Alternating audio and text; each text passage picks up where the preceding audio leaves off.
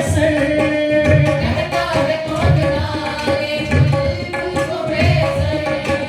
कहता है कौन नाले बुलबुल को बेसर। कहता है कौन नाले बुलबुल को बेसर। कहता है कौन नाले बुलबुल को बेसर।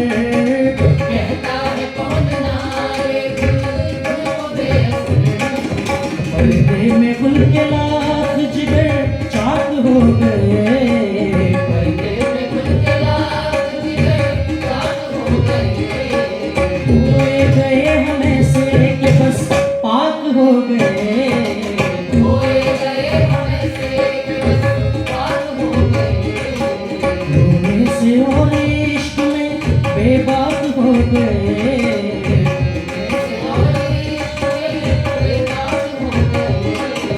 बेबाक हो गए, बेबाक हो गए।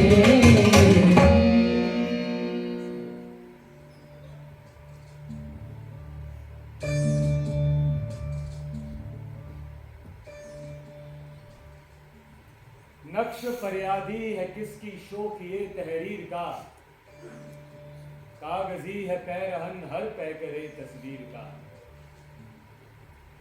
कावे कावे सख्त जानी हाय तन्हाई न पूछ, सुबह करना शाम का लाना है जूए शीर का। बस की हूँ आले बसीरी में भी आतिश जेर पा, वो आतिश दीदा है हल्का मेरी जंजीर का।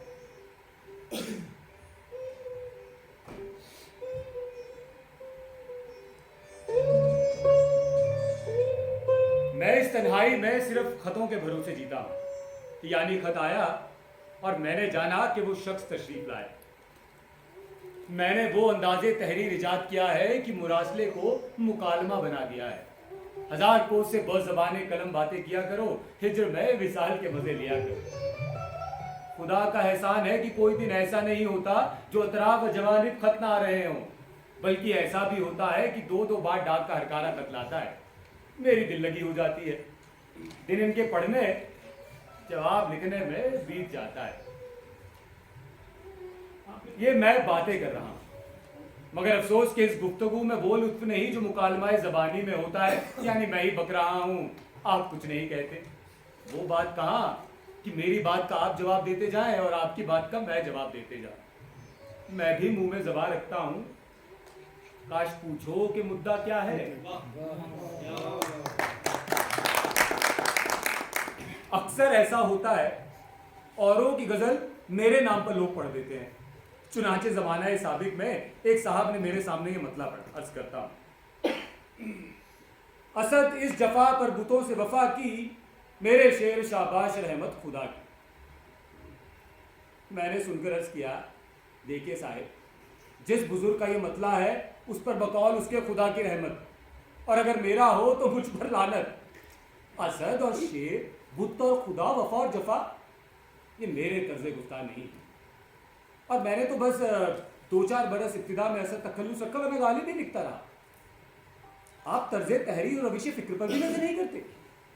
मेरा कलाम और ऐसा मस्खर है, और भी दुनिया में सुखनवर बहुत अच्छे हैं, और भी दुनिया में सुखनवर बहुत अच्छे, कहते हैं कि गालिब का है अंदाज़े बयां। आए हुए सभी ख्वातीनों हजरात को मेरा सलाम, मेरा सलाम, मेरा, इसमें भी मैं। और लोग मुझे गलत कहते हैं, मुझ पे तंज कसते हैं, कहते हैं कि मेरे बयां में नुक्स है, लाजिम है। कितने छोटे छोटे अल्फाज हैं, मैं, मेरा, मैंने, मुझसे, मुझमें, और पता नहीं क्या। समझना मुश्किल है लेकिन नामुमकिन है। गहराई कुएं की समझिए जनाब, कुआं खुद नहीं बताता कि मैं कितना गहरा हूं। कमाल है, इसमें भी मैं। अर्ज करता हूं, गौर फरमाइएगा। पिला दे ओक से साकी जो हमसे नफरत है, पिला दे ओक से साकी जो हमसे नफरत है, प्याला अगर नहीं देता ना दे, शराब तो दे। देखिए जनाब, चीजें अक्सर वैसी होती नहीं जैसी हमें नजर आती है। एक बार की बात है, सैयद साहब मेरे घर तशरीफ लाए, खूब बातचीत हुई। अब रात बहुत हो चुकी थी, वो वापस जाने लगे तो मैं शम्मा लेकर उनके पीछे पीछे दरवाजे तक आ पहुंचा। तो सैयद साहब बोल पड़े, अरे मिर्जा, तुमने क्यों तकलीफ उठाई? मैं जूते पहनकर निकल जाता। और मैं एकदम से बोला, अरे नहीं सैयद साहब, मैं तो ये देखने आया था कि कहीं आप अंधेरे में गलती से मेरे जूते में पाँव न डालें। उन्हें भी ये बात मजाक लगी, लेकिन यकीन मानिए मैंने मजाक किया नहीं। इस रंग से उठाई कल उसने सच नाश, इस रंग से उठाई कल उसने सच नाश, इस रंग से उठाई कल उसने सच नाश, इस रंग से उठाई कल उसने सच नाश, इस रंग से उठाई कल उसने सच नाश, इस रंग से उठाई कल उसने सच नाश। दुश्मन भी जिसको देख कर गमनाक हो गए, दुश्मन जिसको देख कर गमनाक हो गए, खोए गए हम ऐसे कि बस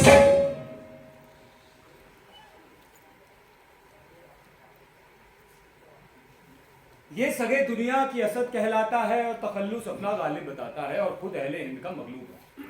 मैं कौम का तुर्क सल्जूकी हूँ। दादा मेरा शाह आलम के वक्त हिंदुस्तान आया, सल्तनत ज़ईफ हो गई थी, सिर्फ 50 घोड़े लश्कारा निशां से शाह आलम का नौकर हो। बाद इंतकाल उसके बाप मेरा अब्दुल्ला बे खां बहादुर लखनऊ जाकर नवाब आसिफ उद्दौला का नौकर रहा। बाद चंद रोज हैदराबाद जाकर नवाब निजाम अली खां का नौकर हुआ। कई बरस वहां रहा। वो नौकरी खाना जंगी के बखेड़े में जाती रही। वालिद ने घबरा के अलवर का कष्ट किया, राव राजा बख्तावर सिंह का नौकर हुआ। वहां किसी लड़ाई में मारा गया। 5 बरस का था जो बाप मर गए। नसरुल्ला बे खां बहादुर मेरा चच्चा हकीकी मराठों की तरफ से अकबराबाद का सूबेदार था, उसने मुझे पाला। 8 बरस का था जो चच्चा मर गया। जब मैं जवान हुआ तो मैंने देखा मुंशी बंसीधर मेरे नाना साहब मरहूम के साथ हैं, वकालत और मुख्तारी करते हैं। मैं और वो हम उम्र थे। या शायद मुंशी बंसीधर मुझसे 1-2 बरस बड़े हों या छोटे। 19-20 बरस की मेरी उम्र और ऐसी ही उम्र उनकी। वहां में शतरंज और इख्तिलात और मोहब्बत। आधी आधी रात गुजर जाती, चूंकि घर उनका बहुत दूर न था, जब चाहते थे चले जाते थे। हमारी बड़ी हवेली वो है जो अब लक्ष्मी चंद सेठ ने मोल ली है। उसी के दरवाजे की संगीन बारादरी पर मेरी नशिस्त थी और एक कोठा के वो एक कटरा वो कश्मीरन वाला कहलाता था, उस कटरे के कोठे पर मैं पतंग उड़ाया करता था।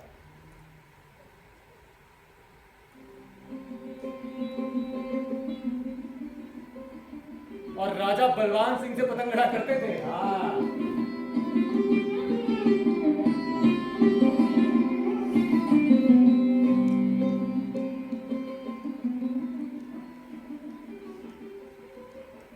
वो फिराक और वो विसाल कहाँ, वो शबो रोजो माहो साल कहाँ। वो फिराक वो विसाल कहाँ, वो शबो रोज़ो माहो साल कहाँ। ऐसा आसान नहीं लहू रोना, दिल में ताकत जिगर में हाल कहाँ।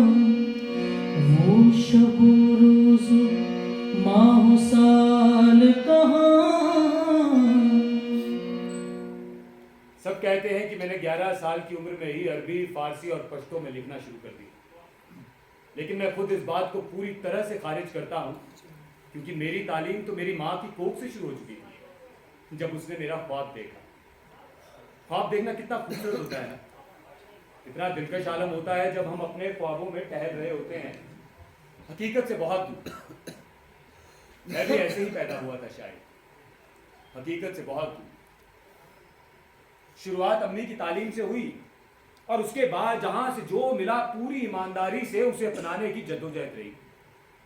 मेरा निकाह 13 साल की उम्र में ही तय कर दिया गया और इसमें मुझे लगता है कि मेरे घर वालों की कोई साजिश थी। वो कहावत को आपने सुनी होगी, पूत के हाव भाव। 13 साल की उम्र में ही एक बेड़ी मेरे पाँव में डाल दी गई।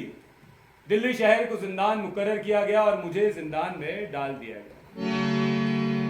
ये न थी हमारी किस्मत की विसार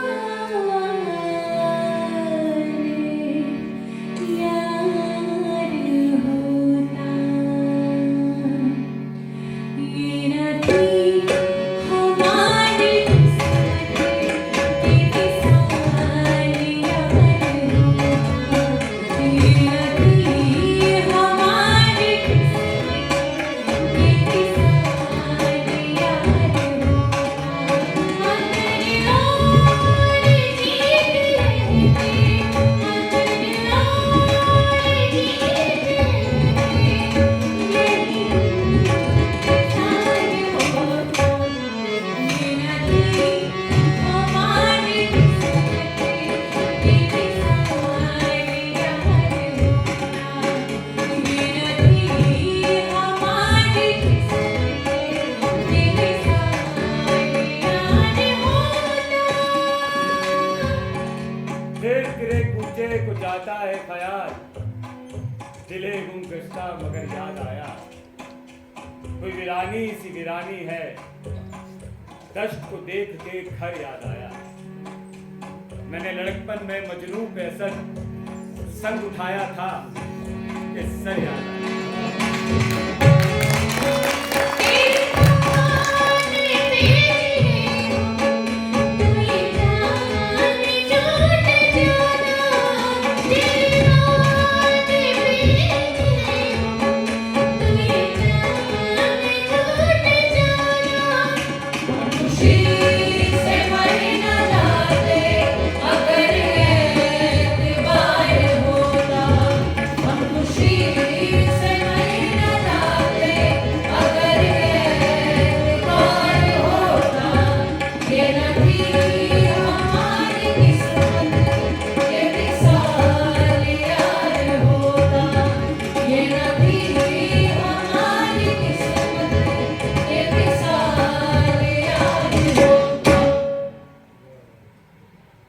मौत की राह न देखूं, क्यों ना देखूं? मैं तो देखूं ही गा कि बिनाए ना रहे। क्योंकि मियाँ मौत की शान में ये बात है कि एक दिन आएगी, इंतजार जाए न जाएगा। तुमको चाहूं क्या खूब क्यों चाहूं कि ना हो तो बुलाए ना बने। यानी आपसे आए तो आए और अगर ना आए तो क्या मजाल कि कोई तुमको बुला सके। फिर उसी बेवफा पे मरते हैं, फिर वही जिंदगी हमारी है। अर्ज करता हूं, गौर फरमाइएगा।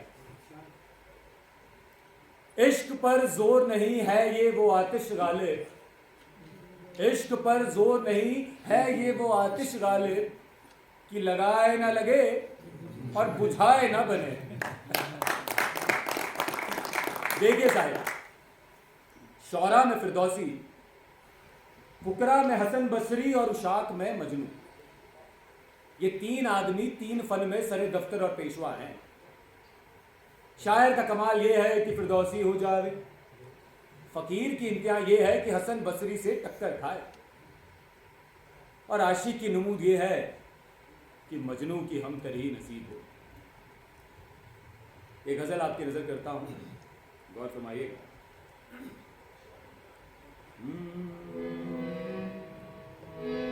दाइम पड़ा हुआ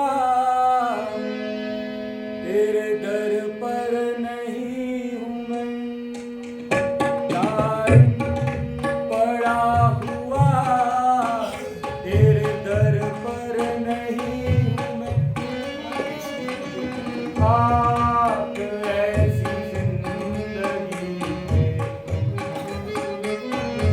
खाक ऐसी जिंदगी के पत्थर नहीं हूँ मैं, दायर पड़ा हुआ तेरे दर पर नहीं हूँ मैं।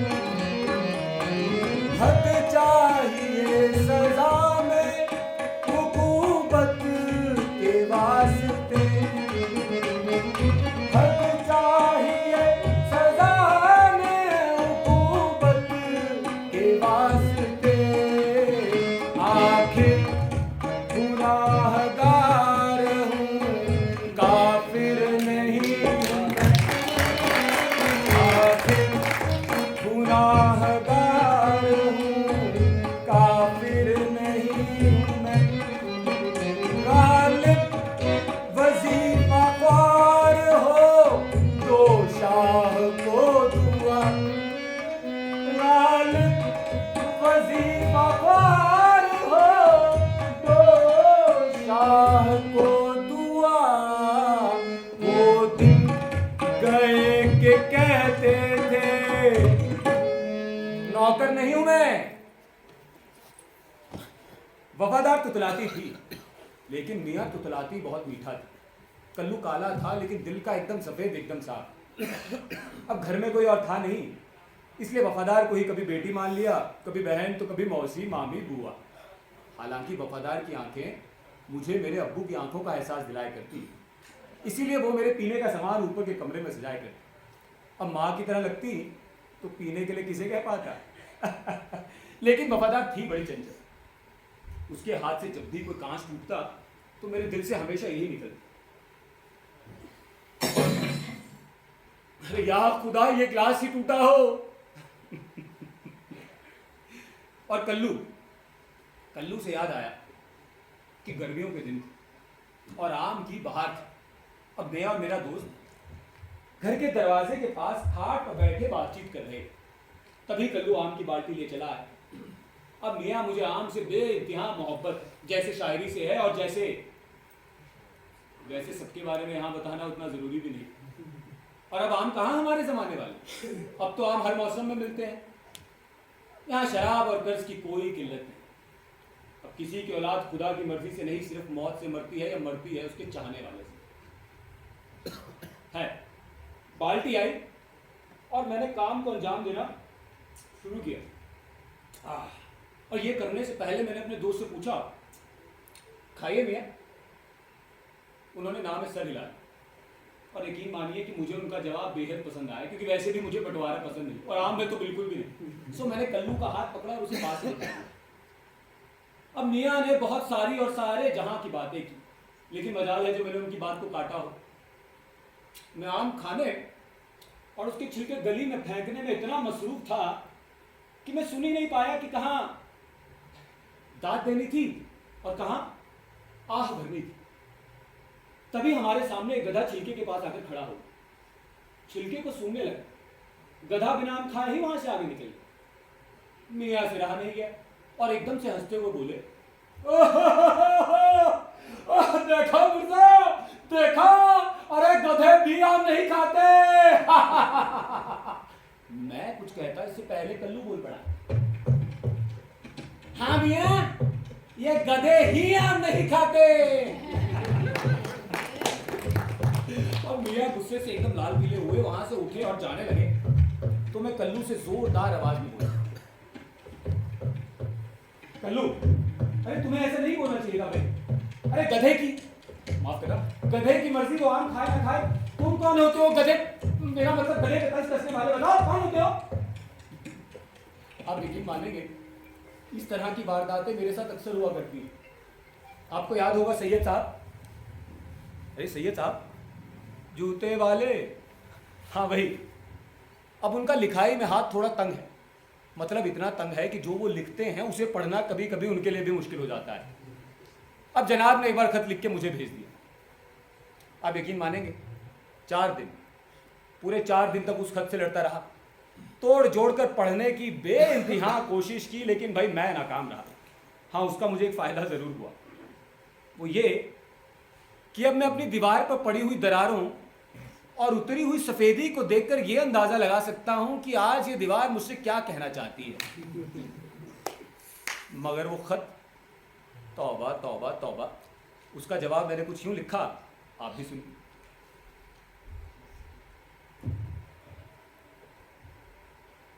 पियो मुर्शिद, खत मिला, चूमा, चाटा, आंखों से लगाए, आंखें फूटे जो एक हर्फ भी पड़ा गया हो, ताबीज बनाकर तकिए में रखा है, अब कहीं जाकर मेरे दिल को करार आया है।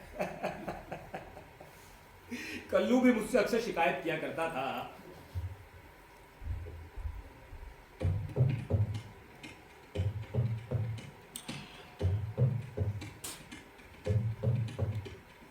अरे मालिक, अब वक्त के निजाम को देखते हुए अपने आप को लोगों के सामने जाहिर न कर पाए। हाँ, सही बोल रहे हो अल्लाह कसम। और जो जाहिर होवे उससे ये लोग आपके फन की कदर ना करें, आपका मजाक उड़ावे। हाँ, सही बोल रहे हो अल्लाह कसम। कल्लू को पूरा हक था मुझसे शिकायत करने का, जैसे उन सब शायरों को है जो मुझे 30 या 25 या उनसे भी कम शेरों का शायर कहते हैं। देखिए जनाब, न सताइश की तमन्ना न सिले की परवाह, न सताइश की तमन्ना न सिले की परवाह, अगर नहीं है मेरे अशार में माने ना सही। मैं आपके जहन की कदर करता हूं कि आपने मुझे इसके काबिल भी समझा। जैसे वक्त पर महाजनों ने मुझे अपने हिसाब से रसूखदार मान लिया। एक वक्त था मैं घर में कैद और कर्जे में चूर था, तो महाजनों ने एक फरमान जारी किया, सुनो सुनो सुनो, किसी भी रसूखदार आदमी को उसके घर में जाकर उसे गिरफ्तार नहीं किया जाएगा। चलो, इसी बहाने ही सही इन्होंने मुझे रसूखदार तो समझा, लेकिन हाँ, घर से बाहर कहीं नजर आए जैसे शराब की दुकान पर, तो उसे गिरफ्तार कर लिया जाएगा।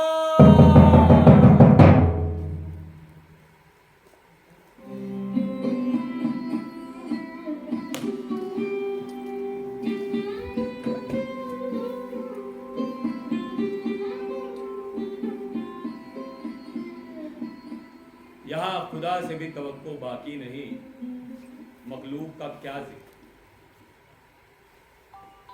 कुछ बन नहीं आती, आप अपना तमाशाई बन गया। रंजो जिल्लत से खुश होता हूं, यानी मियां मैंने अपने आप को अपना गैर तसव्वुर किया है। जो दुख मुझे पहुंचता है कहता हूं लो, गालिब के एक और जूती लगी। बड़ा इतराता था कि मैं बहुत बड़ा शायर हूं, फारसीदा हूं, आज दूर दूर तक मेरा जवाब नहीं। ले, अब तू कर्जदारों को जवाब दे। कुछ तो सुनिया, कुछ तो बोलो। बोले क्या? बेहया बेगैरत, कोठी से शराब, गंधी से गुलाब, बाजार से कपड़ा, मेवा फरूश से आम, शराब से दाम, कर्ज लिए जाता है। ये भी सोचा होता कि चुकाएगा कैसे।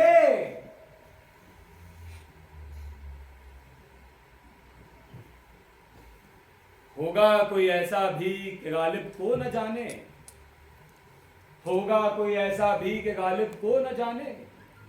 शायर तो वो अच्छा है पर बदनाम बहुत है।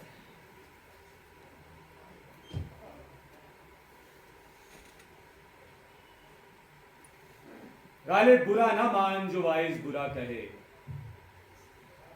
ऐसा भी कोई है सब अच्छा कहें जिसे। कहाँ मैं खाने का दरवाज़ा गालिब और कहाँ इज़्ज़त, कहाँ मैं खाने का दरवाज़ा गालिब और कहाँ इज़्ज़त, कहाँ मैं खाने का दरवाज़ा गालिब और कहाँ इज़्ज़त। कहाँ मैं खाने का दरवाज़ा गालिब और कहाँ इज़्ज़त। पर इतना जानते थे कल हो जाता हम निकले, पर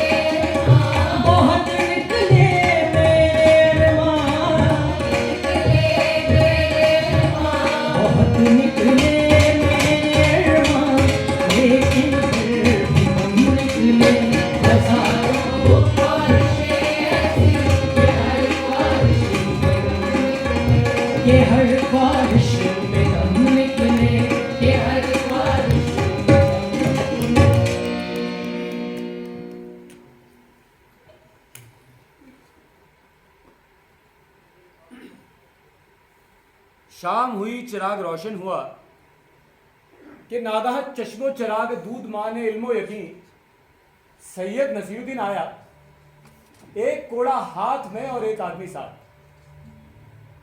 उसके सर पर एक टोकरा जिस पर घास हरी बिछी हुई।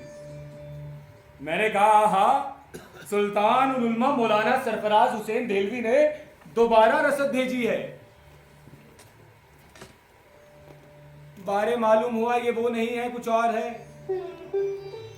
ऐसे खास नहीं, लुत्फे आम है। यानी मियाँ ये शराब नहीं है, ये आम है। ये अतिया भी बेखलल बल्कि नेमुल बदल। एक एक आम को सर्वमोहर ग्लास समझा, लीकर से भरा हुआ। मगर जनाब किस हिकमत से भरा है कि 65 गिलास में से कतरा नहीं गिरा है। लीकर के माने आप ना समझे हम, एक अंग्रेजी शराब होती है, किमाम की बहुत लतीफ, रंगत की बहुत खूब और तौम की ऐसी मीठी जैसे कंद का किवाम पतला। देखिए साहब, जिस शख्स को जिस शक्ल का शौक हो और वो उसमें बेतकल्लुफ उम्र बसर करे, उसका नाम ऐश। क्या है? ऐश। एक शेर अर्ज करता हूं, गौर फरमाइएगा। हुए मर के हम जो रुसवा, हुए क्यों ना गर के दरिया। हुए मर के हम जो रुसवा, हुए क्यों ना गर के दरिया। ना कभी जनाजा उठता, ना कहीं मज़ार हो। ये मसाइले तज़व्वुफ़, ये तेरा बयां गालिब। ये मसाइले तज़व्वुफ़, ये तेरा बयां गालिब। तुझे हम वली समझते जो ना बादा ख्वार हो। अब बातों बातों में एक बात याद है। एक बार की बात है, मैं घर से निकला और शमसी दवाखाने तक पहुंचा ही था कि मैंने देखा किनारे चौसर की बाजी चल रही है। मैं ना चाहते हुए भी वहां खड़ा हो, क्योंकि खेलने वाला निहायत ही नालायक किस्म का शख्स था। उल्लू, अरे जिसे यह भी नहीं पता कि मियाँ खेल में अपनी चाल के बारे में बाद में सोचना होता है, पहले सोचना होता है कि सामने वाला तेरी इस चाल के बाद क्या क्या चाल चल सकता है। घुड़सवारी करना आसान लगता जरूर है, मगर यकीन मानिए होता नहीं। तभी मेरे मोहल्ले का शख्स मेरे करीब आकर खड़ा हो और बड़े ही एहसास पेशे लहजे में बोला, अरे मिर्जा, ऐसा कौन सा गम है जो तुम्हें शराब से जोड़े रखता है। और आप यकीन मानेंगे, उस दिन मुझे पहली बार पता चला कि गम में भी शराब पी जा सकती है।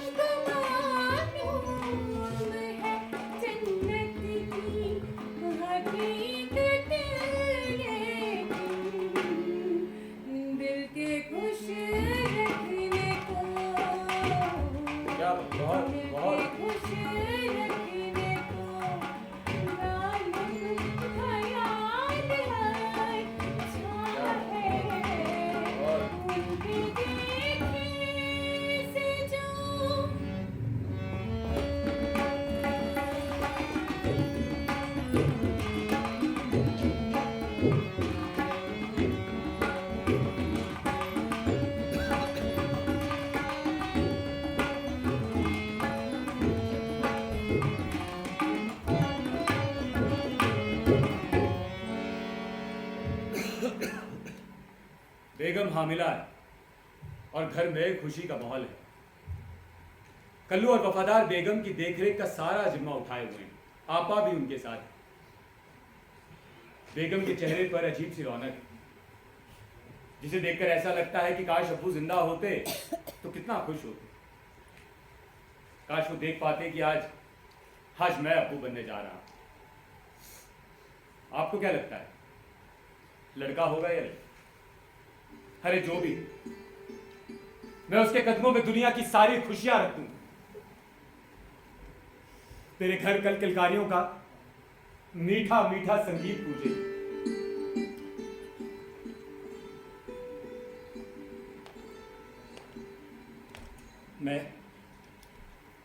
मैं उसे अपनी गोद में लूं,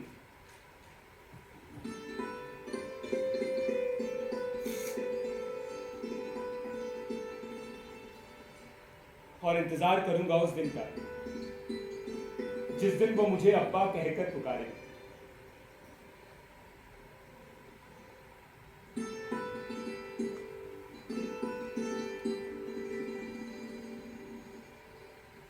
और मेरे कदमों के साथ कदम मिलाकर दिल्ली की गलियों में घूमे।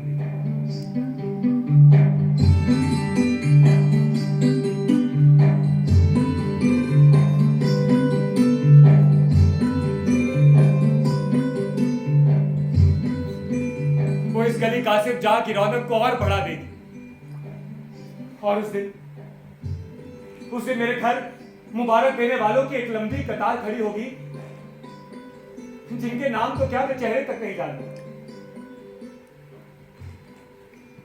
वो कितने खूबसूरत ख्वाब मेरी आंखों को दे रहा है। कहीं इसके पीछे इसका कोई मकसद तो नहीं? कहीं वो ये तो नहीं देखना चाहता कि मैं घर गृहस्थी में अपनी शादी को दरकिनार कर दूं? नहीं, मैं भी ना जाने क्या क्या सोच रहा हूं। मेरे चेहरे पर ये पल भर की खुशी अजीब है ना। मेरे चेहरे पर ये पल भर की खुशी।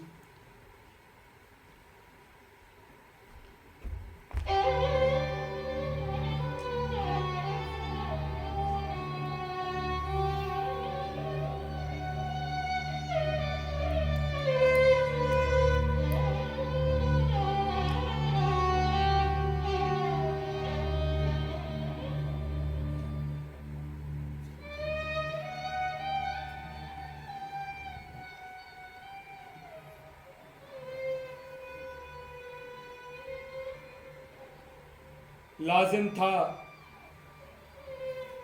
कि देखो मेरा रास्ता कोई दिन और, तन्हा गए क्यों अब रहो तन्हा कोई दिन और।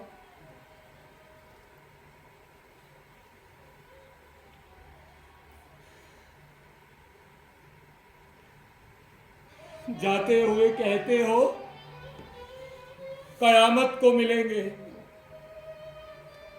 कयामत का है गोया कोई दिन और।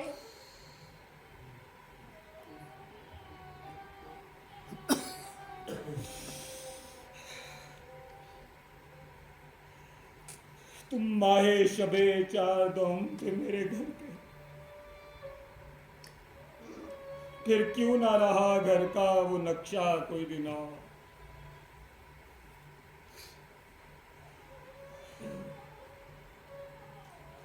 नादा हो जो कहते हो कि क्यों जीते हो गालिब, किस्मत में है मरने की तमन्ना कोई दिन और।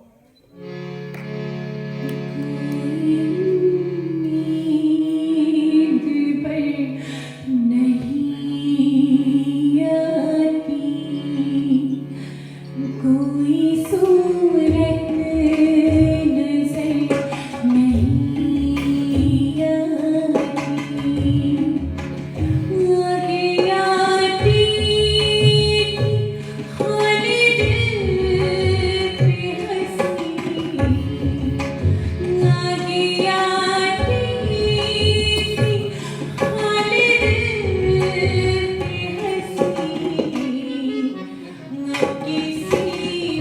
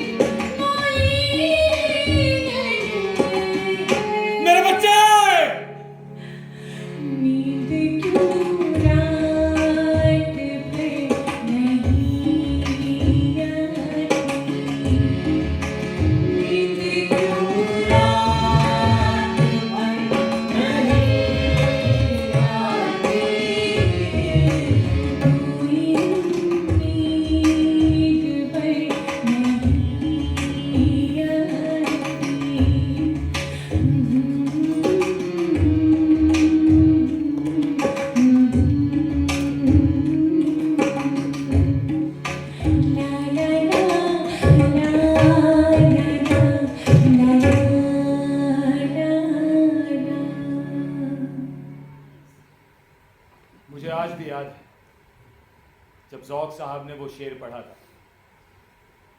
अब तो घबरा के ये कहते हैं कि मर जाएंगे, अब तो घबरा के ये कहते हैं कि मर जाएंगे, मर के भी चैन न पाया तो किधर जाएंगे।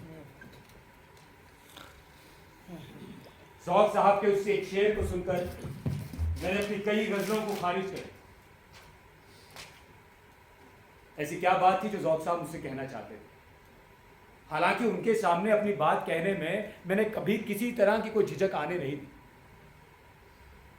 मेरे और ज़ौक़ साहब के नोक-झोंक के बहुत से किस्से मशहूर हैं, लेकिन जितनी मोहब्बत मुझे ज़ौक़ साहब से हासिल हुई है उसका अंदाज़ा आप इसी से लगा सकते हैं कि बहादुर शाह ज़फ़र साहब के दरबार में मुझे ज़ौक़ साहब के ओहदे पर रखा गया था और ज़ौक़ साहब खुद इस ओहदे के लिए कहकर गए थे।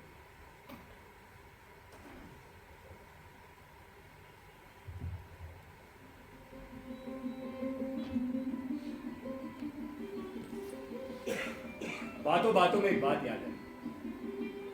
देखिए, हर एक की जिंदगी में एक वक्त ऐसा आता है जब आप किसी पर भी तंज कसने से बाज नहीं आते। ये वक्त शायद वही था जब मेरे ज़ौक़ साहब की खिदमत में एक मिसरा तंज के तौर पर पढ़ा।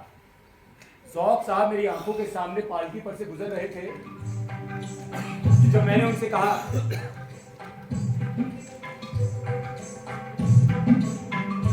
बना है शह का मुसाहिब फिरे है इतराता। और मैं ये कबूल करता हूं कि मैंने कहा, और कहूंगा भी क्यों नहीं। जो बात मेरे दिल में आती है अगर मैं उसे लिख सकता हूं तो कहने में किस बात करें। तो मैंने कह दी। लेकिन ज़ौक़ साहब को ये बात बहुत बुरी लगी और लगनी भी चाहिए थी। हालांकि अब मुझे लगता है कि उन्हें ये बात इतनी बुरी लगनी नहीं चाहिए थी। क्यों? क्योंकि उनसे ये बात मैंने कही थी, कली कासिम जागे मिर्जा असदुल्ला बेग खान ने। ज़ौक़ साहब ने बात जाकर अपने शागिर्द को बताई, जो दिल्ली के बादशाह यानी बहादुर शाह ज़फ़र साहब थे। और बादशाह सलामत ने सिर्फ इस बात को पुख्ता करने के लिए एक मुशायरा रखवाया। मुझे भी बुलाया गया। हालांकि मैं समझ गया था कि दाल में कुछ काला है। मैं वहां पहुंच गया।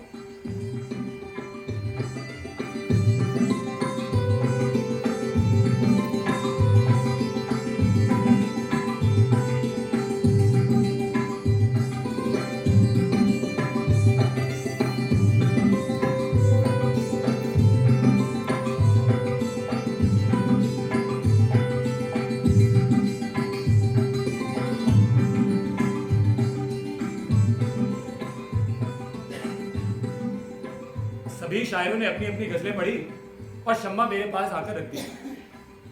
मैंने जैसे ही गजल पढ़ना शुरू किया, ज़फ़र साहब एकदम रोकते हुए बोले,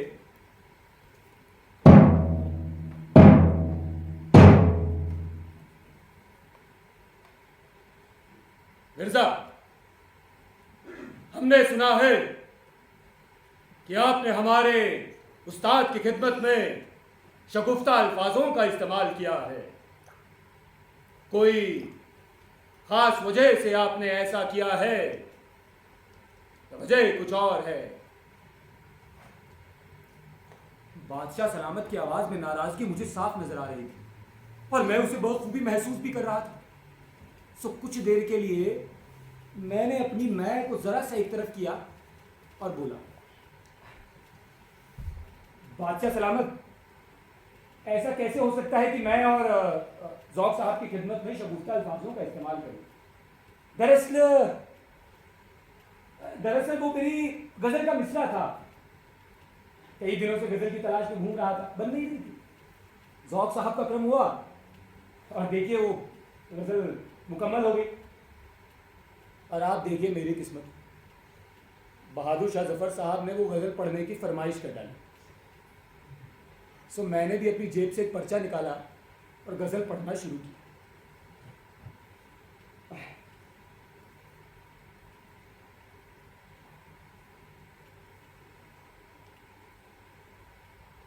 हर एक बात पे कहते हो तुम कि तू क्या है।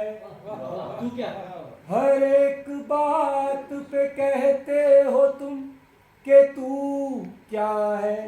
तू क्या तुम ही कहो कि ये अंदाज़े गुफ्तगू क्या है। रगों में दौड़ते फिरने के हम नहीं कायल। रगों में दौड़ते फिरने के हम नहीं कायल। जब आंख ही से न टपका तो फिर लहू। बहुत शुक्रिया। जला है जिस्म जहां दिल भी जल गया होगा। जला है जिस जहां दिल भी जल गया होगा। कुरेदते हो जो अबरा जुस्तजू। बहुत शुक्रिया। इस गजल का वक्ता पेश करता हूँ, गौर फरमाइएगा। बना है शय का मुसाहिब फिरे है इतराता। बना है शय का मुसाहिब फिरे है इतराता। वगर न शहर में गालिब की आबरू क्या। बहुत शुक्रिया। बादशाह सलामत बहुत खुश हुई और ज़ौक़ साहब की तो जैसे जान में जान आई। और मैं मियाँ वहां से बचकर निकला ही था कि मेरा शागिर्द बोल पड़ा, मिर्जा साहेब क्या गजल लिखी है, ये पर्चा मुझे दे दीजिए, आपसे कहीं गुम ना हो जाए। तो मैंने भी अपनी जेब से वो पर्चा निकाला और उसे दे दिया। वो फिर बोल पड़ा, मिर्जा साहेब रुकिए। मिर्जा साहेब, इसमें तो राशन का सामान लिखा है। मैंने उससे कहा, बरखुदा इधर आइए।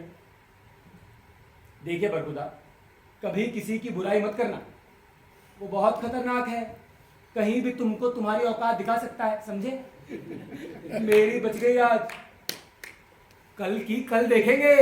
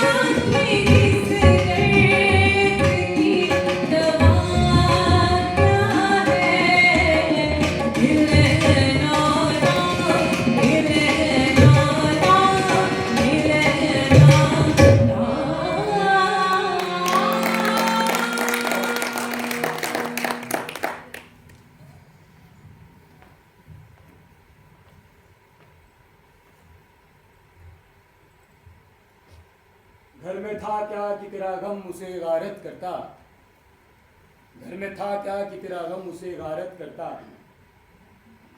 वो जो हम रखते थे हसरत तामीर सो है। ख्याल रखा करो अपना,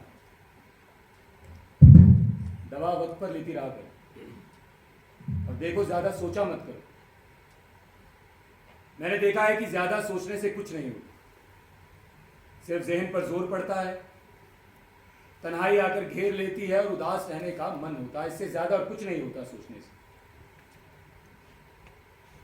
मुनस्सिर मरने पे हो जिसकी उम्मीद, ना उम्मीदी उसकी देखा चाहिए। मैं कुछ दिन के लिए कलकत्ता जा रहा हूं, कब तक लौटूंगा कुछ कह नहीं सकता, और अब जो होगा अच्छा ही होगा। इससे ज्यादा बुरा हो भी कह सकता है कि एक की ख्वाहिश थी और तीसरा भी खुदा को प्यारा हो।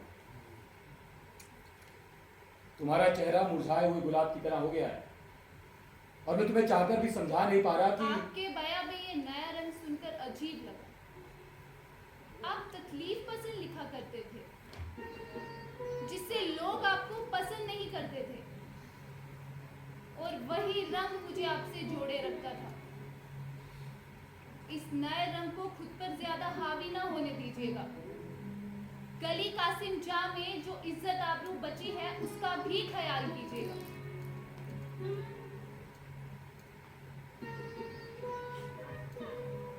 और ये बात भी जहन में रखिएगा कि मैं भी कई चीजों की हकदार हूं। मेरे हक को हो सके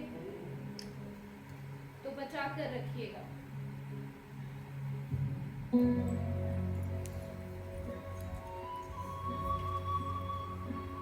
इस सादगी पे कौन न मर जाए ऐ खुदा, इस सादगी पे कौन न मर जाए ऐ खुदा, लड़ते हैं और हाथ में तलवार भी नहीं, जोड़ भी नहीं।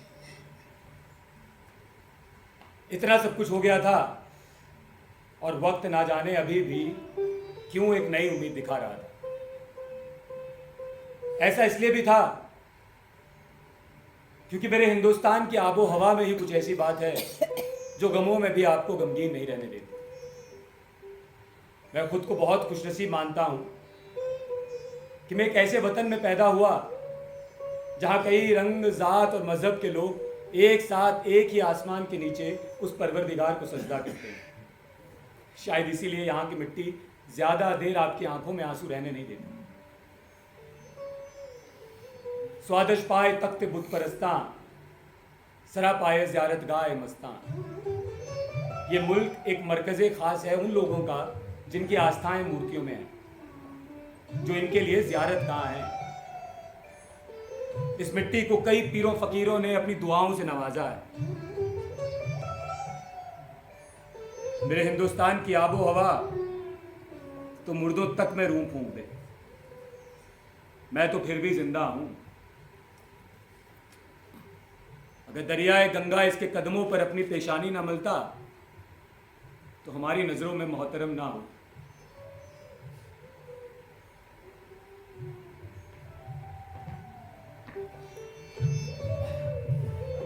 सुनते हैं कि अंग्रेजों ने छापा खाने में आग लगवा दी, बहुत सारे शायरों के कलाम जला दिए। मेरा पूरा दीवान उसमें शामिल था। बहादुर शाह जफर साहब को रंगून भेज दिया गया, मुझे गिरफ्तार कर लिया गया। मेरे पास मेरा कलाम कभी कुछ नहीं रहा। कुछ करीबी थे जो जमा करते रहते थे, मैंने कहा, उन्होंने लिख लिया। उन लोगों के घर लूटे, हजारों रुपए के किताब खाने बर्बाद हो। लेकिन मियाँ कहते हैं, जिस शायर की गजल कोठे पर तवाइफ और सड़क पर फकीर गाए, वो शायर कभी नहीं मरे। कई दिन हुए कि एक फकीर की खुश आवाज भी है और जमजमा परदाज भी मेरी कोई गजल कहीं से लिखवा लाए। उसने वो कागज मुझको दिखाया। अब यकीन समझना कि मुझको रोना है।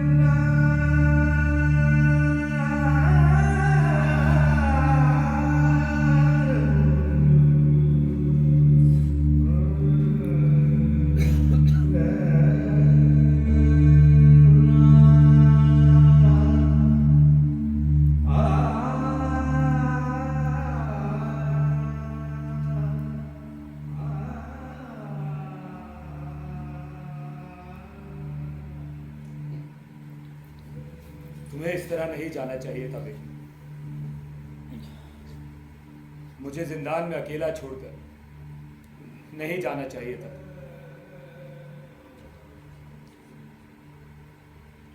जिंदगी भर मुझे यही अफसोस रहा कि 13 साल की उम्र में बांधी गई बेड़ी ने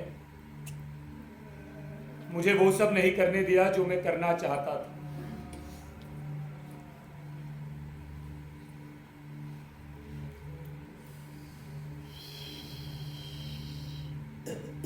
मेरी ख्वाहिशों ने तुम्हारी ख्वाहिशों का भी कत्ल किया। इस गम के सहारे बाकी का सफर अकेले तय करने के लिए क्यों छोड़कर चली गई तू? तुम्हें नहीं जाना चाहिए। काश तुमने मुझे जाहिर करने का ही मौका दिया होता। काश मैं तुम्हें बता पाता, यकीन दिला पाता कि तुम्हारे हक सिर्फ तुम्हारे रहे हैं। मुझ पे जो गाढ़ा रंग है वो तुम्हारा है, उस पर कोई दूसरा रंग अपना निशान तक नहीं छोड़ पाया, लेकिन तुम छोड़कर चली। तुम्हें नहीं जाना चाहिए था बेगम, नहीं जाना चाहिए था। जान दी हुई उसी की थी, जान दी हुई उसी की थी।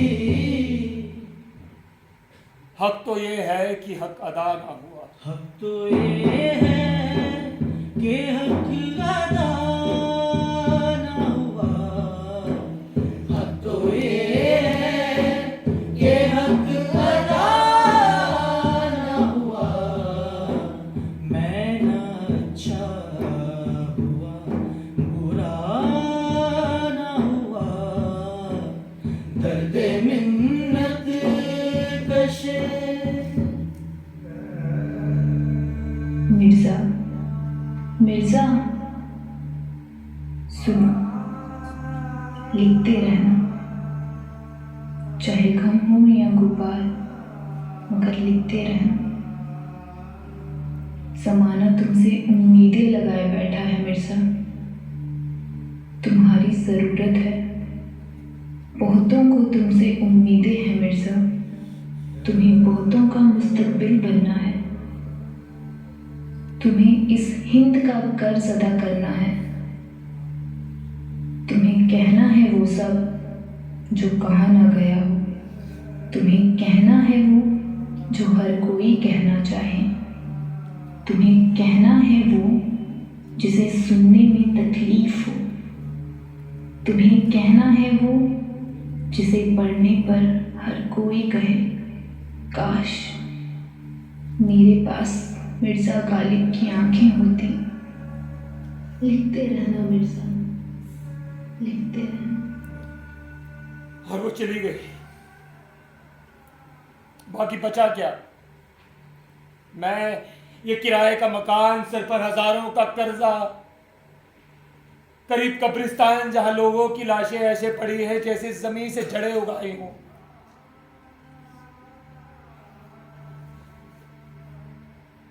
अफसोस की इस बीमारी ने घर में कैद करके रखा है।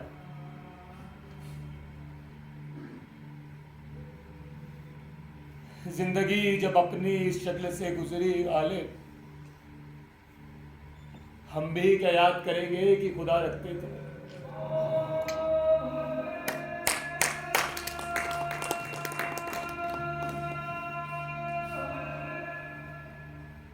उस पर बात आई तो उसे आवाज दे दी। क्यों पुकारते हो? तुम्हें मालूम है कि मैं और जिल्लत बर्दाश्त नहीं कर पाऊंगा। हर बार यही सोचकर तेरी चौखट से लौट आते हैं कदम कि अब क्या करूं गिला अपनी बेबसी का तुझसे। तो अगर है तो बचा ले आए दिन होने वाली वारदातों से आम इंसान को, बचा ले भूख से मरते मजलूम लोगों को, बचा ले अपनी कायनात को। देख कहीं ऐसा ना हो कि देर हो जाए और तुझ पर भरोसा करने वाले का भरोसा अल्फाज से भी भरोसा उठ जाए। कहीं ऐसा ना हो कि ये जमीन कुरु का कुरुक्षेत्र करबला का मैदान जंग बन जाए। कहीं ऐसा ना हो कि तेरा बस नाम रह जाए, तेरा नाम लेने वाला, तुझ पर यकीन करने वाला कोई ना रहे। तू एक बार फिर देख ले, तू देख ले कि तू क्या क्या बदल सकता है, तू क्या क्या कर सकता है। देख ले मेरे घर को ही। मेरी बेगम मुझसे हर बार ये शिकायत किया करती थी कि मैं तेरी चौखट से क्यों लौट आता हूं।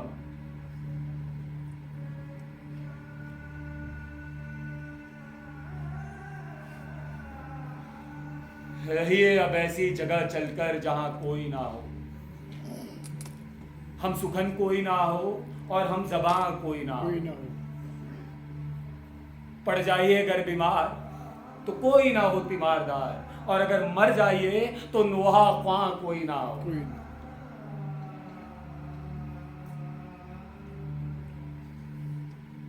हजारों ख्वाहिशें ऐसी हर कि हर ख्वाहिश पे दम निकले।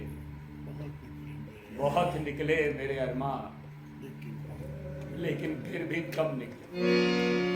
हजारों ख्वाहिशें ऐसी कि हर ख्वाहिश पे दम निकले। हजारों ख्वाहिशें ऐसी कि हर ख्वाहिश पे दम निकले। बहुत निकले मेरे अरमां, लेकिन फिर भी कम निकले। हजारों ख्वाहिशें ऐसी कि हर ख्वाहिश पे दम निकले, कि हर ख्वाहिश पे दम निकले, कि हर ख्वाहिश पे दम निकले।